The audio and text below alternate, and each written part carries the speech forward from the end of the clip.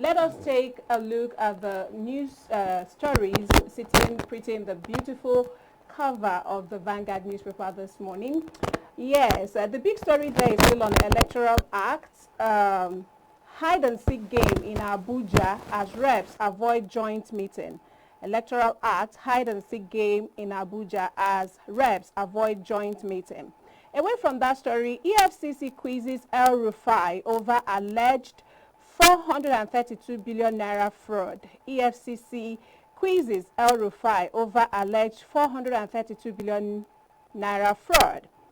3 South Africans charged over murder of Nigerian boat driver. 3 South Africans are charged over murder of Nigerian boat driver. Recently, we saw a video where a boat driver who is a Nigerian was being attacked in his vehicle by a female and 2 males. And now they are being charged for murder over the said Nigerian. Away from that story, visa fraud overstays by Nigerians may attract stricter scrutiny, U.S. warns. Visa fraud overstays by Nigerians may attract stricter scrutiny, U.S. warns. Inflation rate eases marginally to 15.1% in January.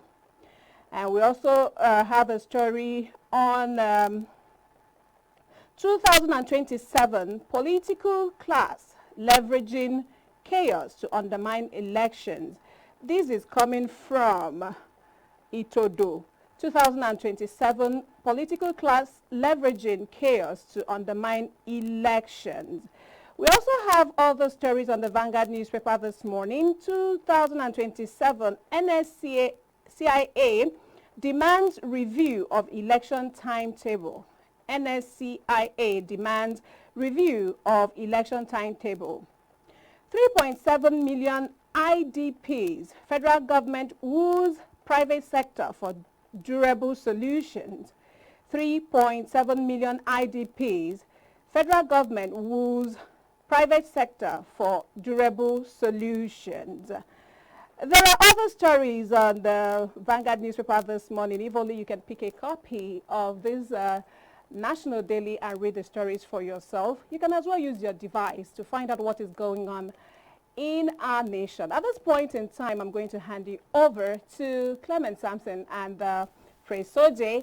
They are already seated to look at the stories. Good morning, gentlemen. They're taking us to the top stories in our newspapers this morning. Yeah. And good morning to you, Praise. Good morning, Samson. You're looking sharp and dandy. Thank you. It's good to be back among the team again. Yeah, right.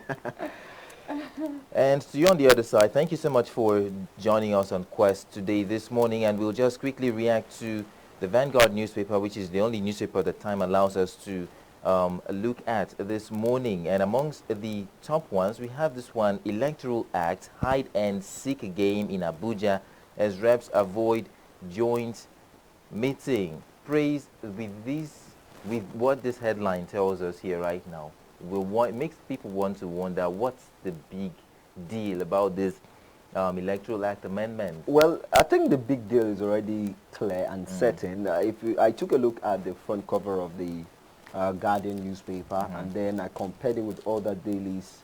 The Guardian newspaper is saying that, oh, look, what the House of Representatives agreed upon is different from what the Senate agreed upon. The House of Rep are saying we want real-time transmission. Yes. The Senate are saying no real-time transmission. There's going to be a manual backup. So that is the controversy. The protest is still ongoing even as we speak. Nigerians gathered at the National Assembly yesterday to express their grievances about the electoral amendment bill. And yesterday night there was supposed to be an emergency meeting, more like a joint session to harmonize this bill, right? And in the harmonization process, what I know about the harmonization process is that they're going to pick one. There is no point trying to take from here, take from the other one, take from what the Senate passed, take from what it's going to be one bill, and then it goes to the president for assent. So right now, I think my 2 cents about this stuff is that I think the Senate, they are trying to avoid something, you know. They are saying that Nigeria is not yet ripe for electronic transmission of result. I don't know if, I don't think Nigerians agree that we are not yet ready. So that is the problem. The Senate, they are trying to avoid something which is, at this point, Nigerians are already, they already know that something is sketchy. Something is really sketchy as far as Nigerians are concerned, and Nigerians don't believe that INEC is not capable of running like an electronic transmission. And then when you look at the budget, I mean, INEC, you're talking about over $1 trillion, yes, right?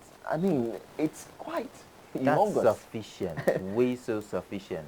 During the 2023 or 2022-23 election period, we all saw how much was spent. You know, this is called BVAS or IREV. It didn't start today. It has been coming for a very long time, from the days of Atehuru Jiga, you know, and Mahmoud Yakubu, and now Joash Amivutan. I think the ball is in the court of INEC. I don't even know why they're not leaving it within the purview of INEC to decide on. Now, isn't it surprising that we had the same discussion in 2022 in the lead up to the last election, and we're still having the same thing now? And isn't it shameful, by the way, for us representatives and senators to be talking about INEC not being ready, Nigeria's communication ecosystem not being ready to... It's not about not being ready. They actually know what to do. Certainly. The Senate know what to do. I mean, the people seated there are people that have been in politics since 1999, right? So, and even before 1999. So, it's not a case of not knowing what to do. It's a case of slowing up the process. It's a case of not creating room for change, for development. That is the kind of country. You know, let me even digress a little bit. We talk about insecurity. The same structure, the same complaint about insecurity 15 years ago is the same complaint in 2026. So we live in a country where we talk about the same. I don't know. Personally, for me, if I'm talking about something for a very long time, I get bored. I get tired. So they are not tired of the fact that Nigeria is not developing in terms of our electoral practices. I mean, take a look at, I think I've referenced it here last week, Japan, even India, even South Africa. You know, these are countries that they are advancing when it comes to development as far as election is concerned, and even our role model in terms of democracy, the United States of America. So I don't know whatever excuse they are saying, oh, network glitch. I mean, we have satellites everywhere. Certainly. Exactly. So why shouldn't we be able to transmit election results in real time?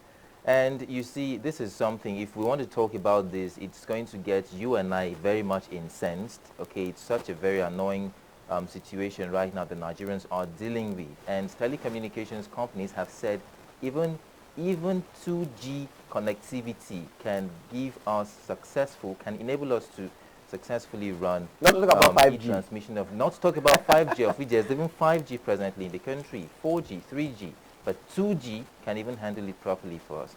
So our political leaders have got to wake up and be serious about this, because lives really depend on it. And we just have to wrap it up here on the dailies this morning. Get yourself ready for a big story coming up at 8 o'clock, and the house will be full. Myself, Ify, and Praise will be there to be with you.